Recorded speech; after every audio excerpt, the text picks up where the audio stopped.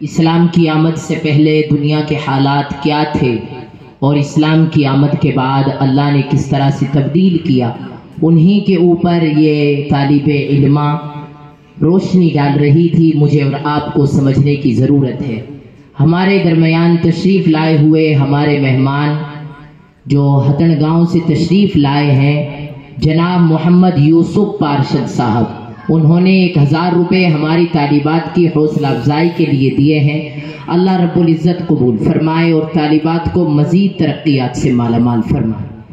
हजरात, अब हम जिस मुल्क में रहते हैं, ये मुल्क यकीनन अपने कानून के लिहाज से एक अलग थलग मुल्क है। अगर इसके कवानीन पर अमल कर लिया जाए और वो तमाम धाराएं जो बाबा साहिब अम्बेडकर ने मुतय्यन की थी उनको लागू किया जाए तो यकीनन ये मुल्क फलेगा, फूलेगा और यहाँ के हर युवाओं को नौकरियां भी मिलेंगी। हर तरह के अम्बेले झमेलों से अलग थलग हर कोई पढ़ने की कोशिश करेगा। लेकिन आज मुझे और आपको जिस चीज में लगाया गया है वो है नफरतो तासुब, और इस नफरतो तासुब में अहम किरदार जो अदा किया जा रहा है वो मजहबों को लेकर के किया जाता है। अभी हमारे सरों के ताज हजरत मौलाना सैयद अरशद मदनी दामत बरकातुहुमुल आलिया, हम अल्लाह से दुआ करते हैं कि अल्लाह पाक उनको हमारी भी उम्र लगाए और उनका साया हमारे सरों पर तादेर कायम मुदाइम रखे। यकीनन उन्होंने बहुत अच्छी बात कही थी कि मुल्क को मजहब के नाम पर अगर बांटा जाएगा तो मुल्क के हालात बद से बदतर होते जाएंगे। अब हम अपने मजहब को आला बताते हैं जबकि हमारा मजहब ही आला है। कोई बताए या ना बताए, मैं बताऊं या ना बताऊं, हमारा मजहब आला है, रहेगा इंशाअल्लाह अज़्ज़ा वजल। और दीगर धर्मों के लोग अपने अपने मज़ाहिब को वो आला बताते हैं। बहरहाल अभी दूध का दूध पानी का पानी करने के लिए आपके दरमियान तशरीफ ला रहे हैं एक ड्रामाई अंदाज में मुकालमा पेश करने के लिए जिसका उन्वान दिया गया है इस्लाम की हकीकत। उसमें हमारे प्रोग्राम पेश करने वाले एक हमारी जानिब से जो हमारी वकालत करेंगे, मौलवी के तौर पर यहाँ तशरीफ रखेंगे। मैं और आप जिस माहौल से ताल्लुक रखते हैं ये देहात में आता है, ये देहात का इलाका है, तो देहात में किस तरह से ये दूसरे धर्मों के लोग जा जा करके अपने मजहबों का प्रचार करते हैं, उनकी तबलीग करते हैं। वो देहातियों को बहलाने फुसलाने की हर मुमकिन कोशिश करते हैं। हमारे भाई बच्चे, हमारे बड़े जो यूनिवर्सिटियों में पढ़ रहे हैं, कॉलेजेस में पढ़ रहे हैं, हमारे वो बच्चे, उनको ये दूसरे धर्मों के लोग किस तरह से मानूस करते हैं और किस तरह से उनको बहकाने फुसलाने की कोशिश करते हैं वो आपको दिखाया जाएगा। तो अब मैं ये ड्रामा पेश करने के लिए दावत दे रहा हूँ जामिया के होनहार तलबा मोहम्मद अनवार, मोहम्मद जाहिद और उनकी मुकम्मल जमात तशरीफ लाए और अपना ड्रामा पेश फरमाए।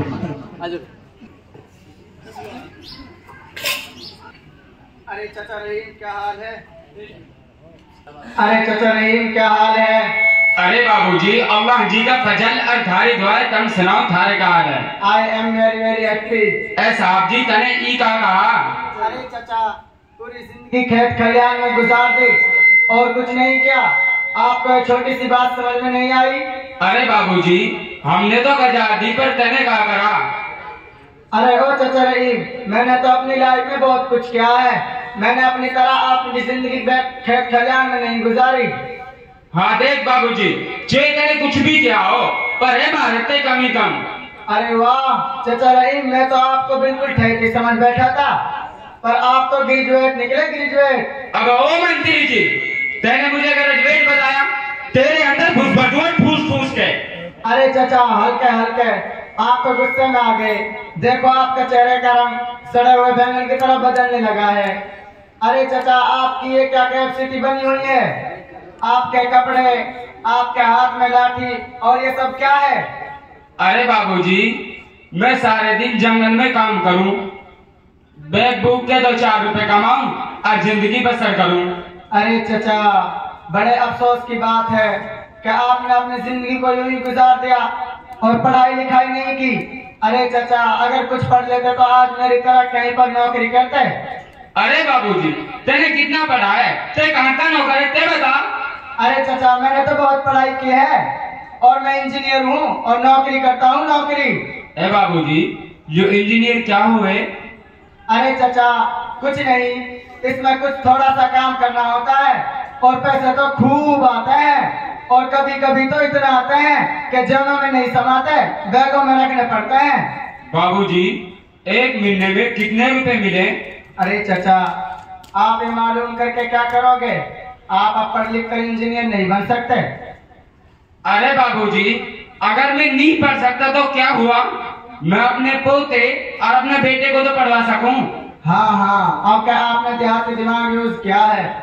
और हाँ चाचा, ठीक है, चलो चलते हैं, कहीं आपके बेटे और पोते घर से निकल ना जाएं।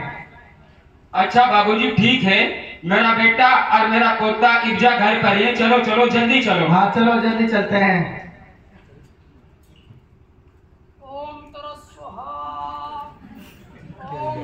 अरे चाचा, ये क्या है?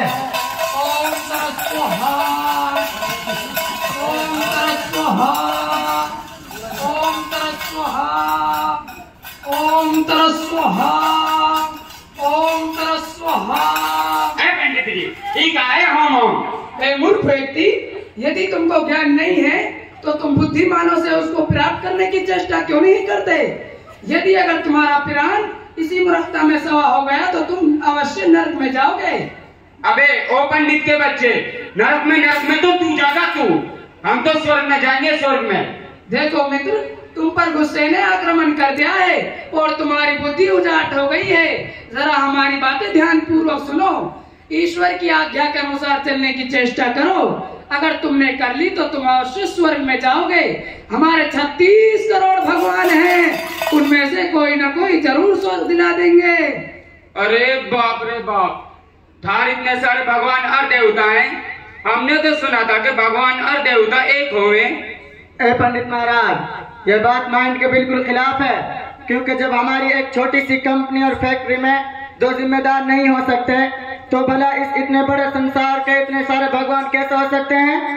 देखो व्यक्तियों, तुमको उन लोगों ने अंधकार में रखा है, इसी कारण तुम समझते हो केवल भगवान एक है, परंतु हम बाबा तुम्हें बताएंगे वही भगवान धरती पर अनेक रूप धारता है और वही भगवान तुम्हार काबा है और वही भगवान तुम्हार हजरे अस्वद है और वही भगवान तुम्हार मोहम्मद शाह महर्षि है।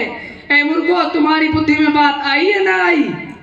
ए पंडित जी, लुकाबा हमारा भगवान नहीं है, ना मोहम्मद साहब हमारे भगवान है, वो तुम्हारे रसूल है, रसूल। ए मूर्ख व्यक्ति, जब तुम मक्का जाते हो, काबा जाते हो या नहीं? जाते और हजरे अस्वद को पूजते हो या नहीं? पूजे। बताओ, तुम ही बताओ। ए पंडित जी, ये बात हमारे मौलवी साहब ने तो नहीं बताई, आज जाके जरूर पूछेंगे। जी पंडित जी, ये बात तो हमने आज तक नहीं सुनी, इससे पता चलता है कि हम भी जाहिल हैं। अरे बाबूजी, तुम थोड़ी जाहिल हो, तुम तो इंजीनियर हो, इंजीनियर। जाहिल तो हम। हाँ चाचा, मैं इंजीनियर हूँ, इंजीनियर, पर चाचा इन बातों से हम भी नावाकिफ हैं। चलो चलकर पंडित जी से ही मालूम कर लेते हैं। पंडित जी, कुछ और भी बताओगे? ए मित्र व्यक्तियों, सुनो, बताता हूँ। देखो, इसी को भगवान या भगवान का रूप धारण कहते हैं। बाबा हम तुमको बताएंगे। सुनो व्यक्तियों, तुम्हारा धर्म और हमारा धर्म में कोई अंतर नहीं है। वो ऐसे के जो राम है वही रहीम है, जो अली है वही बजरंग बली है, और जैसे तुम्हारे यहाँ इब्राहिम सबके दादा हैं, इसी तरह ब्रह्मा हमारे यहाँ सबके दादा हैं। और आगे इसी तरह तीर्थ यात्रा की भी सुनो। जैसे तुम्हारे यहाँ अजमेर है, गंगो है, बरेली का आला हजरत है, दिल्ली का निजामुद्दीन है, कलेर का साबिर है, मक्का है और मदीना है, तो हमारे यहाँ बाबा धाम है, हरिद्वार है, गंगोत्री गंगा है, जमुना है फैजाबाद का राम जन्मभूमि है, समझे व्यक्तियों। अरे ओ महाराज, थार मजहब तुम्हारा मजहब तो मिलते जुलता सही लग रहा है। जी पंडित महाराज, चाचा रहीम ने बिल्कुल सही कहा है। तो फिर मूर्ख व्यक्तियों सोचत क्या है, आओ हमारा धर्म स्वीकार कर लो, उसमें मधुर शालाएं हैं। अच्छा पंडित जी, हमें तरफ से मोहलत दे दे, फिर हम हिंदू हो जाएंगे। अस्तगफिरुल्लाह अस्तगफिरुल्लाह। अरे बाबा ये क्या हो रहा है? ए बालक, तुम्हारी क्या घटना है? हम बाबा तुम्हारी विसरलता चेष्टा कर देंगे। पंडित जी, आपने इन देहातियों को बहकाने फुसलाने के लिए जितनी बातें की हैं, वो सब की सब गलत और बेफायदा है, समझे पंडित जी? देखो बालक, तुम भी इन मूर्खों की तरह एक अनुभव मूर्ख हो। तुमको इतने ज्ञान की बात भी समझ में ना आई और कह रहे हो कि वो सारी बातें हमने गलत की हैं। जी पंडित महाराज, आपने वो सारी बातें गलत और बेफायदा की है, इसमें कोई शक नहीं, क्योंकि आपने राम रहीम को एक बताया है, जबकि हमारे मजहब इस्लाम बताता है कि रहीम एक अपार शक्ति वाला है, वो चाहे जो कर सकता है। पंडित जी, आप अगर थोड़ा सा अकल से काम लेते तो राम रहीम को एक न बताते, क्योंकि राम एक इंसान है। वो इस तरह के, जब राम की बीवी सीता को रावण ले गया तो उस वक्त राम जी को रावण से सीता को छुड़ाने के लिए बंदरी फौज की आवश्यकता हुई। बताओ पंडित जी, हुई है ना हुई? हाँ हुई। और देखो पंडित जी, राम भगवान नहीं हो सकते, राम एक इंसान है, और इंसान होने की दलील ये है कि राम जी खाते भी थे, पीते भी थे, सोते भी थे और शिकार भी करते थे। और पंडित जी, जो ये काम करता है वो भगवान नहीं होता, वो एक इंसान होता है। और आगे बढ़कर देखो पंडित जी, राम जी अपनी बीवी से भी मिलते थे और भगवान के बीवी नहीं होती। कुछ समझे पंडित जी? देखो बालक, तुमने अपनी मूर्खता और अपने अनजाने में हमारे राम की हकीकत खोल दी। तुम मूर्ख हो। पंडित महाराज, आप क्रोधित मत होइए, आप शांत हो जाइए। अजी मौलवी साहब, चलो घर को चल रहे, पंडित को गुस्सा आ गया। हाँ हाँ चाचा रहीम, चलो चलते हैं, वरना आपके बेटे और पोते घर से निकल जाएंगे। अरे बाबा, ये बेटे और पोते का क्या मतलब है, सर हमें बताइए। अजी मौलवी साहब, कुछ नहीं पूछ रहा, भतीजा इंजीनियर है, अब यूं सोच रहा कि मैं अपने पोते और अपने बेटे को भी इंजीनियर बना दूं। अस्तगफिरुल्लाह अस्तगफिरुल्लाह। बाबा आपको क्या हो गया? आप अपने बेटे और पोते को क्यों इंजीनियर बना रहे हो? आप ठीक तो हैं बाबा? क्यों जी मौलवी साहब, इसमें क्या बात है? इसमें तो एक महीने में ढेर सारे रुपए मिले हैं, जो हमारा भतीजा बता रहा है। क्यों है? हाँ चाचा जी। अरे बाबा, पैसे तो अच्छे मिलते हैं, मगर ये सब दुनिया के लिए होते हैं, आखिरत के लिए नहीं होते। आजी मौलवी साहब, आखिरत की तो बाद में देखी, पहले दुनिया से तो निपट लो। नहीं बाबा नहीं, पहले आखिरत है और फिर दुनिया। जब आखिरत बन जाएगी तो अल्लाह आपको खूब रिस्क देगा। आजी मौलवी साहब, वो किस तरह देगा बताइए? वो ऐसे के, जब आप अपने अल्लाह को राजी कर लेंगे और अल्लाह आपसे खुश हो जाएगा तो फिर आपको रिस्क ऐसी जगहों से मिलेगा कि आपको पता भी नहीं चलेगा ये कहाँ से आया है। अरे वाजी मौलवी साहब, इसके लिए तो मैं कुछ भी कर। नहीं बाबा नहीं, आप जिन बच्चों को इंजीनियर बना रहे हो उनको मदरसा जामिया अशरफुल मदारिस में दाखिल करा दो। आजी मौलवी साहब, ये तो बड़ा आसान है, चलो मैं उन्हें छोड़ के आता हूँ, चलो चलते हैं। चलो। ए मूर्ख व्यक्तियों, यह बालक को कहाँ ले जा रहे हो? ठहरो।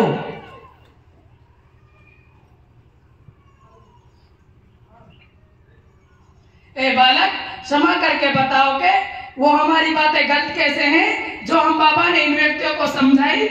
जी पंडित जी सुनो, आपने हमारे धर्म की जितनी भी मिसालें दी हैं वो सब की सब गलत और बेमाना हैं। वो इस तरह समझिए पंडित जी, आपने काबा को हमारा भगवान बताया है, जबकि काबा हमारा भगवान नहीं, क्योंकि हमारा कुरान में है फ़अयनमा तुवल्लू फ़थम्मा वजहुल्लाह, कि जिस तरफ तुम मुंह करोगे उसी तरफ अल्लाह पाओगे। और उसके अलावा मजीद हम काबा शरीफ पर चढ़कर इबादत कर सकते हैं और करना जायज है। अब आप ही समझ लीजिए पंडित जी, अगर वो हमारा भगवान होता तो क्या हम उस पर चढ़कर इबादत करते? और करते भी तो किस भगवान की करते? ए पंडित जी, असल बात यह है, काबा हमारे मजहब में एक मुकद्दस जगह का नाम है। और पंडित जी, रही हजरे अस्वद की बात, तो फिर सुन लीजिए, वो तो एक पत्थर है और पत्थर कभी भी भगवान नहीं हो सकता। पंडित जी, आपकी समझ शरीफ में बात आई या ना आई? इकजा हुई ना बात। आदि मौलवी साहब, पंडित को ठोक ठोक के जवाब दो। यूं मारे थे, हिंदू बनने को कह रहा था कि तुम हिंदू हो जाओ, हिंदू। ए बालक, तुम्हारी ये बात तो बड़ी आश्चर्यजनक है। क्या तुम थोड़ा बहुत हिंदू धर्म का ज्ञान रखते हो? अगर रखते हो तो क्षमा करके कुछ हम बाबा को बतलाओ। जी हाँ पंडित महाराज, क्यों नहीं। देखो, आपने बरहम्मा और इब्राहिम अलैहिस्सलाम का एक साथ जिक्र किया है, ये गलत है। क्योंकि इब्राहिम अलैहिस्सलाम अल्लाह ताला के भेजे हुए एक नबी हैं और बरहम्मा का हकीकत से कोई लेन देन नहीं, वो तो एक अफसाना है। समझे पंडित जी? ए बालक, ये सब तुम कैसे कह रहे हो? ये तो हमारे ब्रह्मा का अपमान हुआ। पंडित जी, अपमान नहीं, सच्चाई है, सच्चाई। क्योंकि आपके बहुत बड़े पंडित दयानंद सरस्वती उनको नहीं मानते। पंडित जी, आप ही की किताबों में कहीं तो खुदा ब्रह्मा को जद्दे अमजद कहा और कहीं खुदा और कहीं हिंदी का बच्चा। पंडित महाराज, ऐसा भी हो सकता है कि वही तो भगवान हो और वही इंसान और वही हिरनी का बच्चा। पंडित जी, ये बिल्कुल नहीं हो सकता कि इंसान या जानवर खुदा हो। कुछ समझे पंडित जी? ए बालक, ये सब तुम कैसे जानते हो? मुझे आज आप जैसे नन्हे से बालक ने आश्चर्य में डाल दिया है। पंडित जी, यही नहीं बल्कि आप एक दफा अपने धर्म में गौर करो और उसके बाद हमारे धर्म में। आपके यहाँ आप देखोगे शेर, गाय, बैल, घास, फूस वगैरह की पूजा की जाती है। पंडित जी, पूजा के योग्य सिर्फ एक जात है, वो खाता नहीं खिलाता है, वो पीता नहीं पिलाता है, वो सोता नहीं सुलाता है, न वो इंसान है, न हैवान, और न उसका कोई पालनहार है, बल्कि वही सबका पालनहार है। कुछ समझे पंडित जी? बालक, अगर यही बात है तो वाकई हम इस बात को स्वीकार करते हैं कि हम लोग बहुत सी बेजान और जानदार चीज को पूछते हैं। बालक, आज आपकी बातों ने हमारा जहन खोल दिया है। बालक, हम अपना धर्म छोड़कर एक भगवान मानने वालों का धर्म स्वीकार करते हैं। चलो हमें भी कलमा पढ़ाओ। चलो, हाथ पर हाथ रखो और कलमा पढ़ो। ला इलाहा इल्लल्लाह, ला इलाहा इल्लल्लाह, मुहम्मदुर रसूलुल्लाह, मुहम्मदुर रसूलुल्लाह, सल्लल्लाहु सल्लल्लाहु अलैहि वसल्लम। अलैहि वसल्लम।